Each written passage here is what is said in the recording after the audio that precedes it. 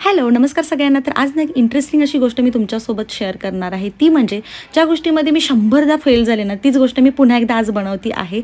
आणि आज ना फायनली त्या गोष्टीमध्ये मी सक्सेसफुल झालेली आहे. थोडी वेगळ्या पद्धतीने केली, पण फायनली सक्सेसफुल झालेली आहे. तर तुम्हाला थंबनेलवरून तर समजलंच असेल की मी कशाविषयी बोलते. तर चला चालू करूया. तर इथे एका बाउलमध्ये 1 वाटी रवा घेतलेला आहे. एकदम बारीक जो रवा असतो ना, तो रवा घेतलेला आहे. आणि त्याच वाटीच्या मेजरमेंटने इथे मी नॉर्मल जे रूम टेम्परेचरवरचं दूध असतं ना, ते घेतलेलं आहे. अगदीच थंड किंवा अगदीच गरम असं दूध नाही घ्यायचं आहे आपल्याला. आता हे दूध ना थोडं थोडं थोडं करून ह्याच्यामध्ये मिक्स करून रवा छान असा भिजवून घ्यायचा.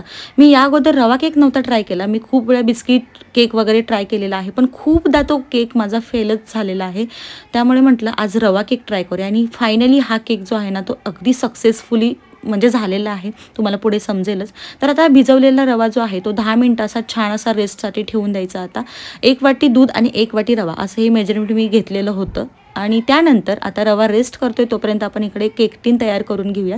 जर तुमच्याकडे केक टीन असेल तर तो तुम्ही घेऊ शकता, पण इथे मी नॉर्मल जो आपला कुकरमधला टीन असतो ना, तोच घेतलेला आहे. त्याला छोटासा असा बटर पेपर लावून छान असं तेलाने ग्रीस करून घेतलेला आहे. तर इथे आपला केक टीन तयार झालेला आहे. आता इथे ऑलमोस्ट 10 मिनिटं झालेली आहेत आणि रवा छान फुललेला आहे. तुम्ही बघू शकाल एकदम सॉफ्ट असा रवा झालेला आहे. आता याच्यामध्ये अर्धी वाटी आपल्याला मैदा ॲड करायचा आहे.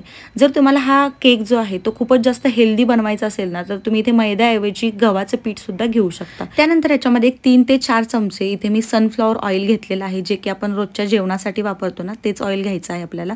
कोणतंही स्मेलवालं वगैरे ऑइल घ्यायचं नाहीये. आता या सगळ्या गोष्टी छान अशा मिक्स करून घ्यायच्या. आता याची जी कन्सिस्टन्सी आहे ना, थोडीशी घट्टसर झाली. त्यामुळे आता इथे पाव वाटी दूध आपल्याला अजून लागणार आहे. म्हणजे टोटल आपल्याला 1 वाटी दूध ह्याला लागतं.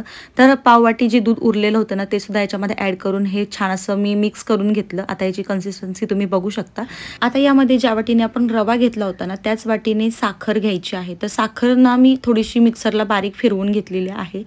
शक्यतो ना साखर तुम्ही अगोदरच ॲड करा, म्हणजे दूध ॲड करण्या अगोदर. नाहीतर काय होतं, कधी कधी हे जे बॅटर आहे ना, ते साखरेमुळं थोडंसं अजून पातळ होतं. त्यामुळे साखर अगोदरच टाकून घ्या. त्यानंतर जर तुम्हाला लागलं तर त्याच्यामध्ये दूध ॲड करून छान असं याची कन्सिस्टन्सी अशी होईपर्यंत फेटून घ्या. त्याचबरोबर अर्धा चमचा बेकिंग पावडर आणि 1 पाव चमचा बेकिंग सोडा किंवा ज्याला आपण खाण्याचा सोडा म्हणतो ना, तो घ्यायचा आहे आपल्याला पाव चमचा. त्याचबरोबर एक 3-4 थेंबे व्हॅनिला इसेन्स आणि अगदी चिमूटभर मीठ सुद्धा आपल्याला याच्यामध्ये टाकायचं आहे. कोणत्याही गोड पदार्थात ना थोडंसं मीठ टाकलं की त्याची जी टेस्ट आहे ना, ती बॅलन्स होते आणि ते टेस्टला खूप छान लागतं. त्यामुळे याच्यामध्ये मीठ सुद्धा टाकायचं आहे आपल्याला थोडंसं. आणि आता हे सगळं मिश्रण छान असं मिक्स करून घ्यायचं. आणि आपण जो मगाशी तेलाने ग्रीस करून ठेवलेला टीन होता ना, त्या टीनमध्ये छान असं शिफ्ट करून घ्यायचं. आता या टीनमध्ये काढून घेतल्यानंतर थोडंसं टॅप करून घ्यायचं, म्हणजे त्याच्यामध्ये जे एअर बबल्स असतील ना, ते बाहेर निघून जातील.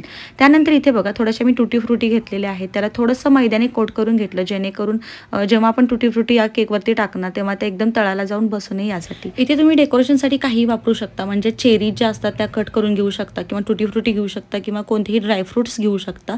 तर अशा पद्धतीने टुटी फ्रुटी केकवरती मी टाकून घेतलेले आहेत. तर इकडे केकचं बॅटर आपलं तयार आहे. आणि इकडे 5 मिनिटापूर्वी मी कुकर ठेवला होता गॅसवरती प्रीहीट होण्यासाठी आणि तो सुद्धा आपला तयार आहे. त्याच्यामध्ये एक स्टँड ठेवलं आणि हा केकचा जो टीन आहे तो त्याच्यामध्ये अलगद असा ठेवून विसल आणि रबर काढलेलं जे झाकण आहे आपलं कुकरचं ते लावून घेतलं. आता याला ना 30 ते 35 मिनिटं छान असं वाफवून घ्यायचं. आणि आता इथे ऑलमोस्ट 35 मिनिटं झालेली आहेत. आणि इथे तुम्ही बघू शकाल केक 1 नंबर असा फुललाय, अगदी वरती फुगलेला दिसतोय आणि त्याला छान असे होल पण दिसत आहेत. आता याच्यामध्ये ना टूथपिक घालून बघायची. त्याला जर काही बॅटर आपलं चिकटत असेल तर केक थोडासा अजून शिजू द्यायचा. आणि जर ही टूथपिक जी आहे ती क्लीन येत असेल तर याचा अर्थ आपला केक जो आहे तो अगदी परफेक्ट असा शिजलेला आहे. आणि इथे 35 मिनिटानंतर आपला केक जो आहे तो एकदम परफेक्ट शिजलाय आणि टूथपिक जी आहे ती एकदम क्लीन अशी येते. तर आता याला ना बाहेर काढूया आपण. केक टीन जो आहे तो बाहेर काढून घेतला आणि दिसायला इतका भारी दिसतो, 1 नंबर असा दिसतोय. पहिल्यांदा म्हणजे खूप वेळा मी ट्राय केला होता केक बनवणं. हां, एवढं मात्र आहे की मी रवा केक कधी बनवला नव्हता. मी बिस्किट केक वगैरे बघितला होता बनवून, पण तो काही माझ्याकडून होत नव्हता. आणि हा फायनली खूप छान असा झालाय. तर 5 ते 10 मिनिटं याला छान असं थंड करून घ्यायचं. आणि आता याच्या कडांना अशा चाकूने एकदम अशा काढून घ्यायच्या, सोडवून घ्यायच्या. आणि आता ह्याला एखादी प्लेट घ्यायची आणि त्या प्लेटमध्ये पलटवून घ्यायचं.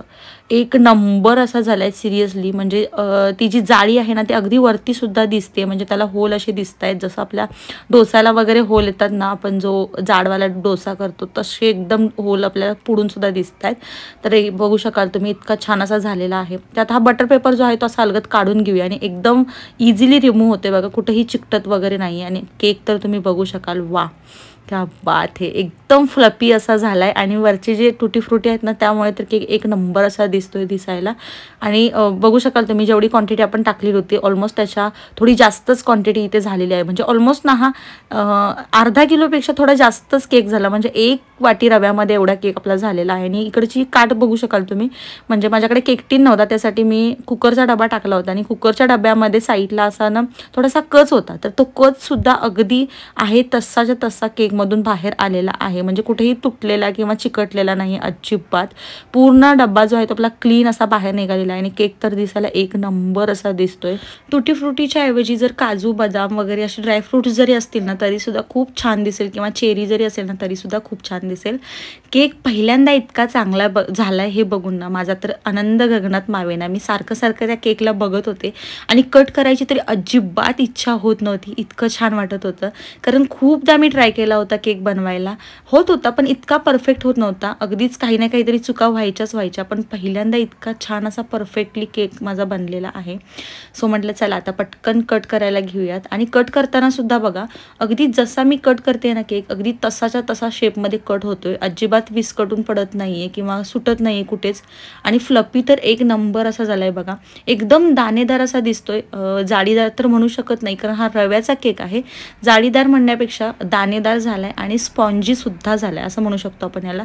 खूप छान असा झालाय केक आणि दिसायला तर एक नंबर असा दिसतोय. तर आता हा केक परफेक्ट झाल्याच्या नंतर ना थोडंसं असं वाटतंय की आपण बिस्किटचा पण केक पुन्हा एकदा बनवून बघितला पाहिजे, तो सुद्धा नक्कीच सक्सेसफुल होईल. आणि कुठेतरी होप्स ते मेलेले होते की केक बनवायचे, पण आता पुन्हा एकदा ते होप्स माझे जागे झालेले आहेत. सो नक्की बनवून बघेन तो सुद्धा. आणि हा तर केक ना टेस्टला सुद्धा एक नंबर असा झाला होता. तुम्ही नक्की बनवून बघा, तुम्हाला खरंच खूप आवडेल. आणि हो, त्यांच्यासाठी तर हा केक बेस्ट आहे ज्यांना बाहेरच्या मार्केटमधल्या गोष्टी किंवा बेकरीमधले केक्स जे आहेत ते अजिबात आवडत नाहीत किंवा अनहेल्दी गोष्टी आवडत नाहीत, त्यांच्यासाठी हा एक नंबर आहे. सो नक्की ट्राय करून बघा, तुम्हाला नक्की आवडेल. त्याचबरोबर व्हिडिओ तुम्हाला कसा वाटला हे प्लीज कॉमेंटमध्ये सांगा. आणि हो, व्हिडिओ थोडा जरी आवडला असेल तर व्हिडिओला लाईक, शेअर आणि अर्थात चॅनलला सबस्क्राईब करायला सुद्धा विसरू नका. पुन्हा भेटू अशाच एका नवीन आणि गोडशा व्हिडिओमध्ये. तोपर्यंत केक पटकन खाऊन घ्या आणि जाता जाता सबस्क्राईब करायला तेवढं विसरू नका. Bye bye.